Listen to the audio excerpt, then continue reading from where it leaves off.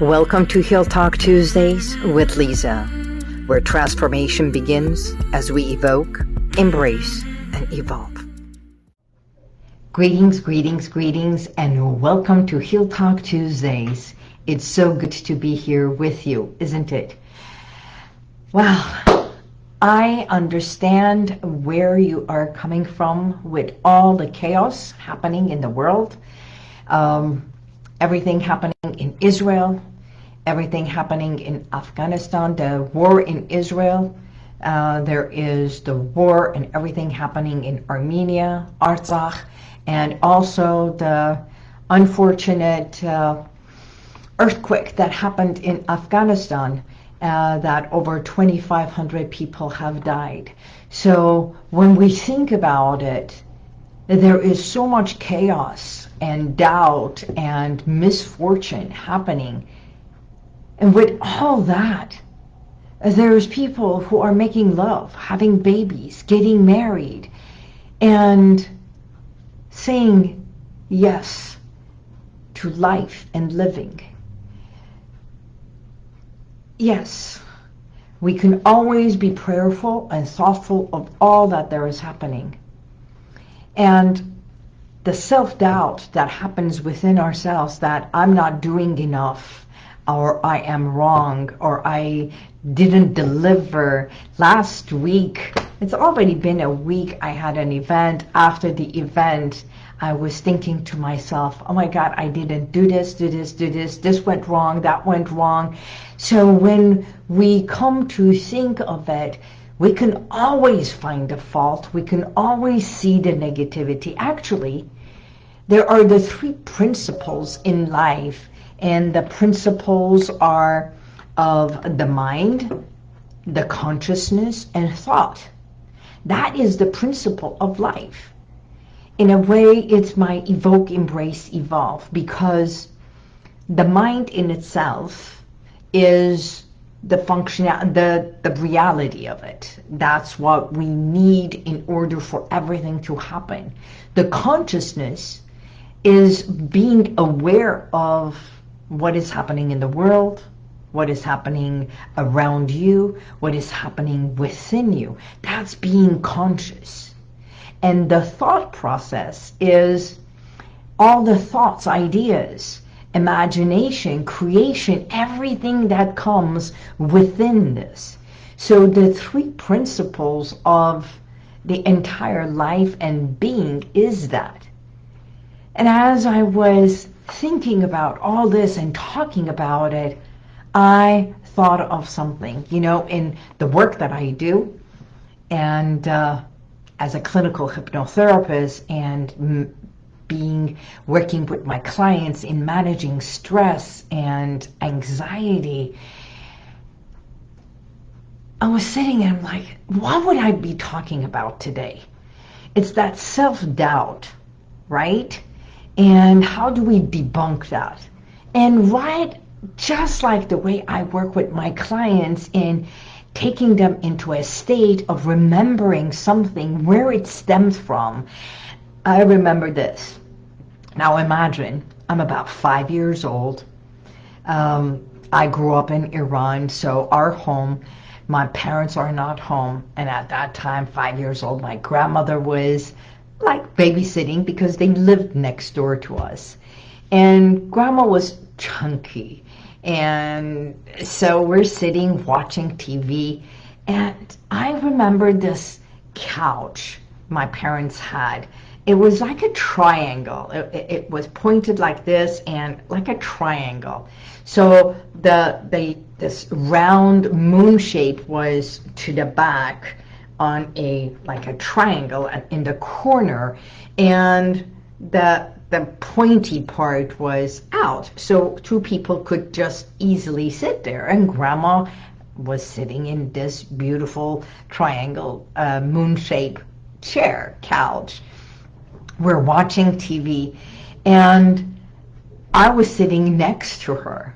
I don't know what happened. I can't remember everything, but all I can remember is I got up, and for whatever reason, grandma was sitting more on one side and this entire couch, apparently it was not close to the wall, it just flipped over, and Grandma hit her head to the wall. The couch is open, and all I could see, this little girl, all I could see is Grandma's like up in the air and just going like this, and she is like in pain. It's like, ow, ow. And all I could see, this little girl is watching Grandma, her legs up, her jammies jammed up on her tummy or something, and all I could do is laugh. So as I am laughing, as this little girl is laughing, Grandma is in pain and calling for help. And I reached out, but I was not strong enough to pull the couch down, and I'm doing everything, but I couldn't because she was heavy and this entire chair had flipped over. I don't remember how we turned the chair, the couch, or Grandpa came and helped. That was not the point. It's just for the longest time, that little girl felt guilty for laughing and that I couldn't help. So I felt helpless. And all I could remember afterwards was being scolded of either jumping out or not being able to help or laughing. All I could do was laugh. And I know, working with clients and seeing so many people, when we get nervous, when I don't know how you deal with it, but there are so many people when they are nervous and they feel helpless, they start laughing and giggling. And of course, when something is funny, we also stop and laugh, and we can't help. It's just like, the whole thing, it's not about you anymore, it's about the laughter. Why am I bringing this up? Because that little incident, that little guilt, or I couldn't help, or I felt guilty, it's those invisible, unseen guilts and shames and self-doubts that come to build up within ourselves, and we hold on to those. Now, throughout the years, I've realized the little girl didn't know any better, but that indication, and I don't know if you have felt it. If you have, by all means, say yes, or it resonates with you. Do you giggle, or do you go into this fight or flight? Here's another one. When we feel unheard and we want to say something and we think that the other person is not hearing us, our voice gets loud when we are angry, and the tone comes up. And it's not that we are angry at that person. There is an underlying, unseen, unmet anger and hurt inside that when something triggers it, it all comes up. So the laughter, the giggles, the loud speaking, and thinking that I am not seen, I am not heard, and creates a self-doubt when it is not met. How do we deal with this? How do we share it? How do we fix it? Debunking that self-doubt is the important step towards healing and building the confidence, actually more than confidence, that self-esteem, knowing that no matter what happened, You are valued. You are worthy. It was not my fault, even though I jumped off the couch and it was something funny and I laughed and grandma didn't laugh with me. Or when something triggers us, it boils up and to the level that the lid comes off and we get angry, right? So there are so many strategies to help you. But most importantly is recognizing that self-doubt is normal. It is. And we all experience it. We all experience it at some point in life. And it's a natural reaction to challenging times, challenging moments, or times of uncertainty, which is happening around the world, which is happening in our motherland, in our country. So even in your house, it can be happening in your house, in your body. It's the uncertainties. If someone has given you an information, a news that it was not expected. So understanding all that and knowing that there is a way to deal with it. And first and foremost is to identify the source.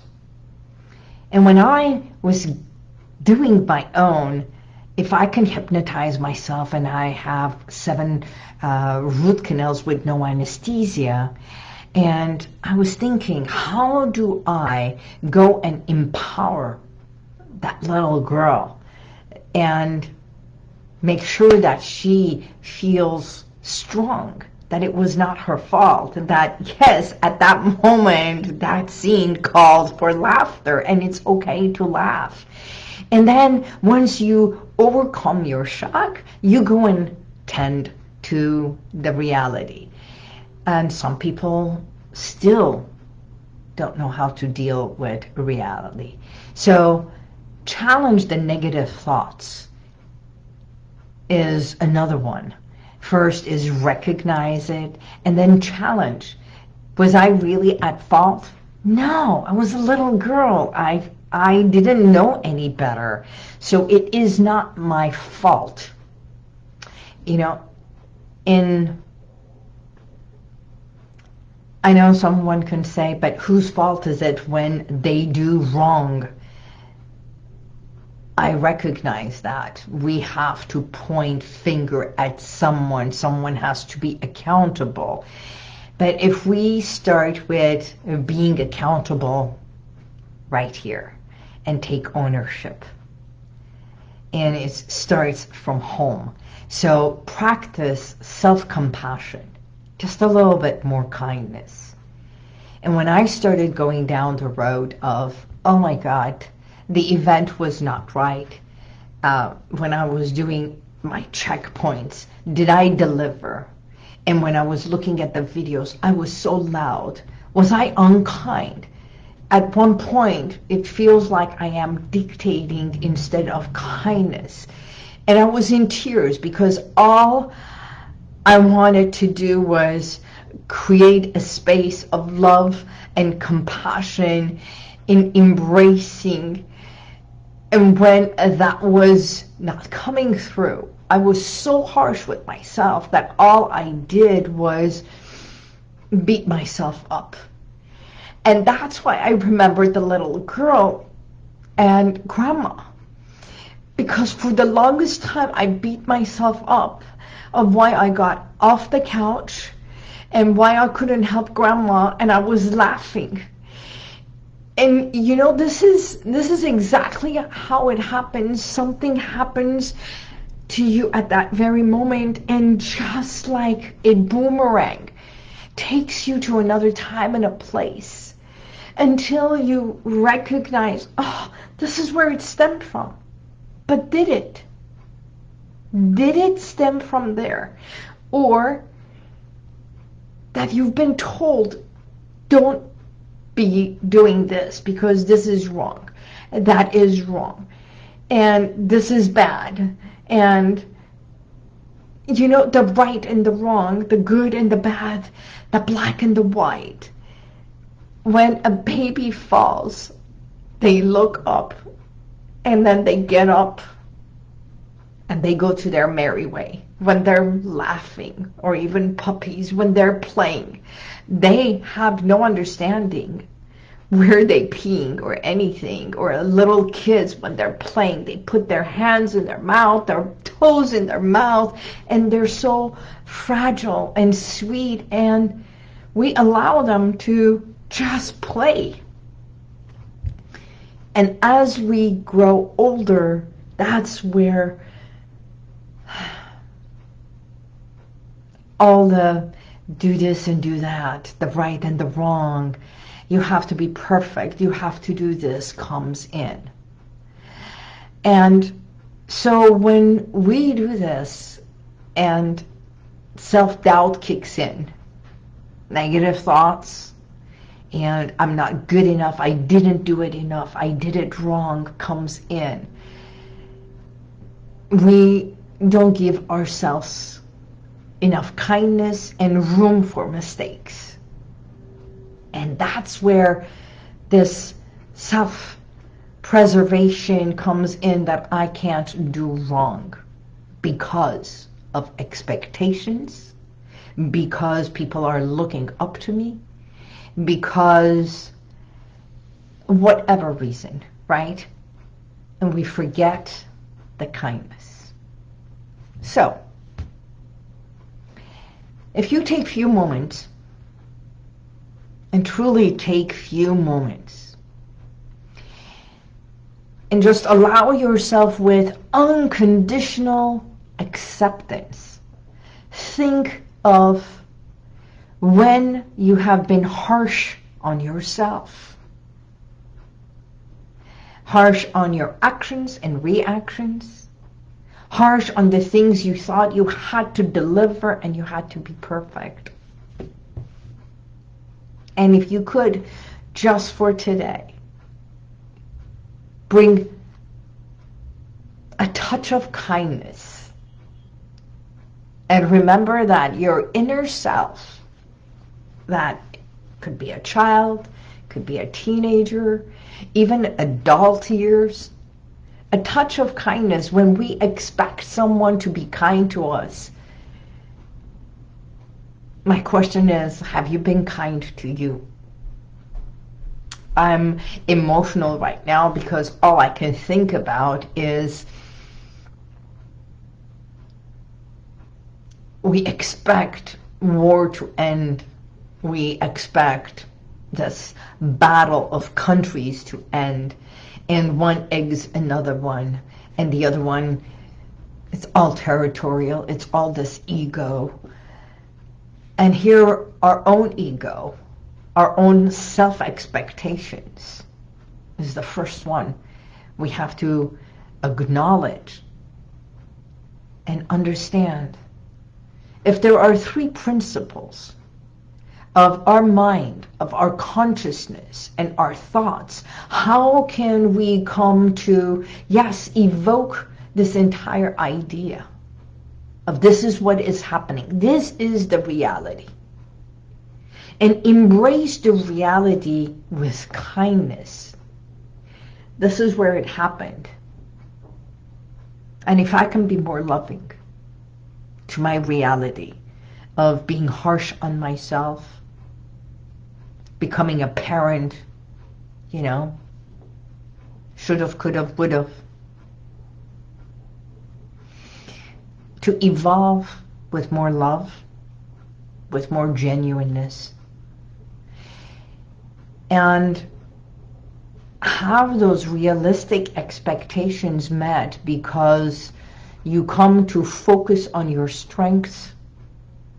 And if you have done wrong, or you think it was wrong, because even that is a title, you just be mindful, be prayerful.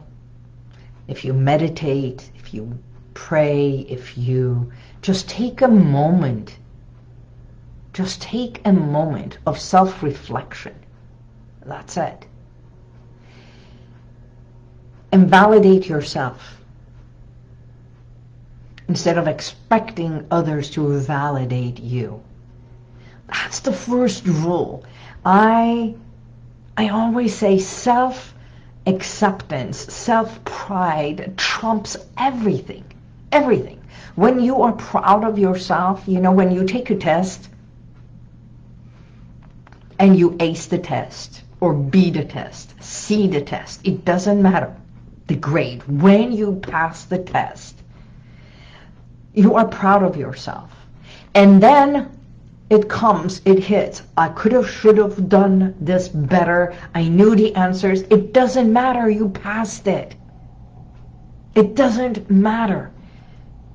Be proud. Be happy. You passed the test.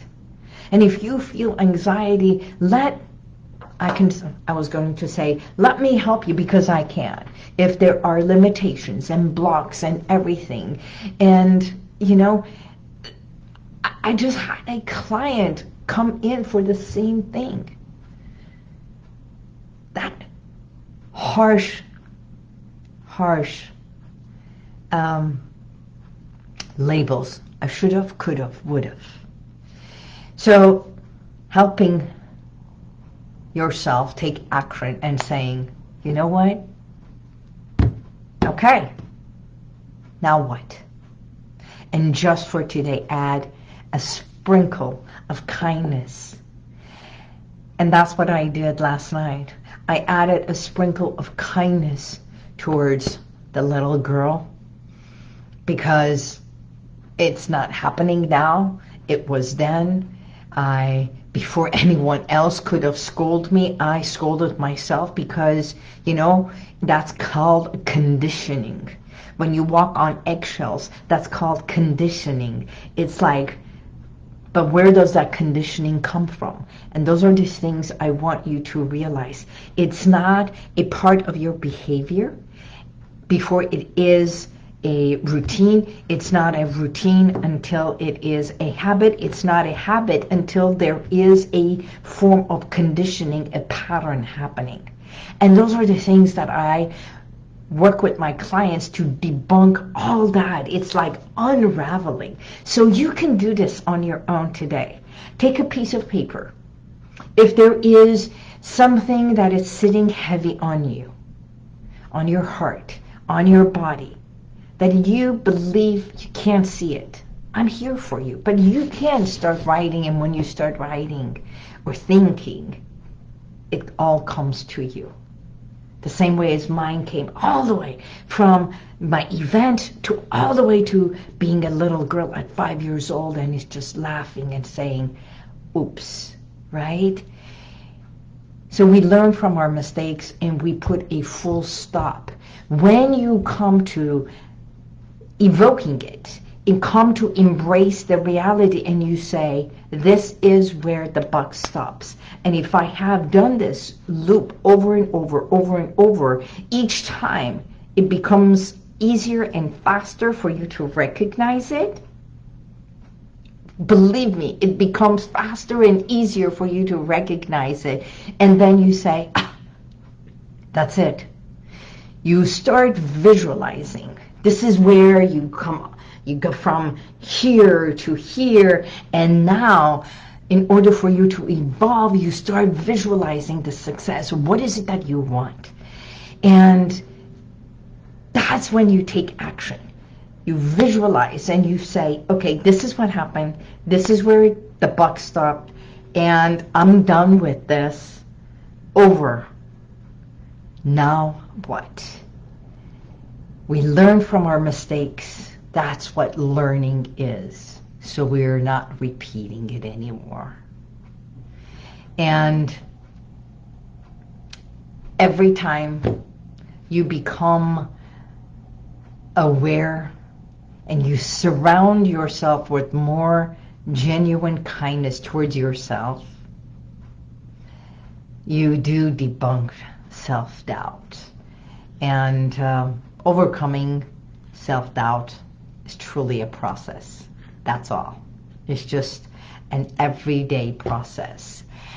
You are so amazing. This is exactly what I needed to hear. Well, you are welcome, because I needed to hear that. And I had to go through my own self-kindness and love. So I hope today's message was beneficial to you, or someone you know needed to hear this. So please share this. If you like the message, if you are viewing this on YouTube, please subscribe. Push the button, subscribe. It is with your subscription, with your follow through, that we're going to grow. And I want to thank you for being part of Heal Talk Tuesdays every year. And next month there is an amazing thing that is going to happen, and I can't wait to share it with you. So until then, God bless you, and may the universal light surround you and all your loved ones, in our country and around the world, globally. See you next month.